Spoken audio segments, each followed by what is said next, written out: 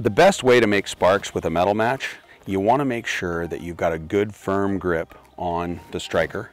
You also want to make sure you've got a good firm grip on the ferrocerium rod itself. You can see how I'm supporting it with my index finger.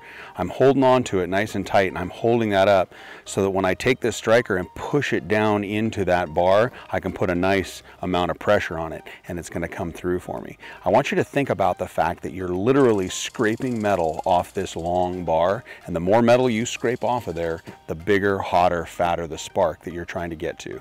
The next important piece is actually getting the striker at the right angle. So people will make a mistake. They'll put it straight on and they'll scrape it across and it won't make any sparks for them. What you want to make sure that you do is you get one of these 90-degree corners. They're nice and sharp, not sharp enough to cut you, but sharp enough to get a good amount of metal off of this bar. Turn it at a 45-degree angle and press down hard. The harder you press, the bigger, the hotter, the fatter the spark that comes off of there.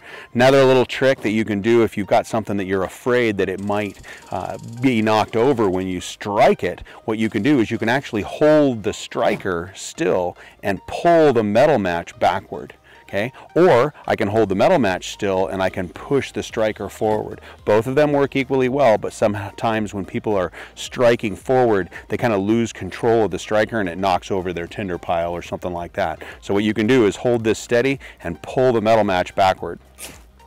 And that way it keeps those sparks. Now those sparks actually have to land on that tinder source, those thin, wispy, dry cotton fronds. That's what we're trying to hit with those sparks. So again, nice and firm, 45-degree angle, scrape metal off that bar, gives you a nice hot shower of sparks.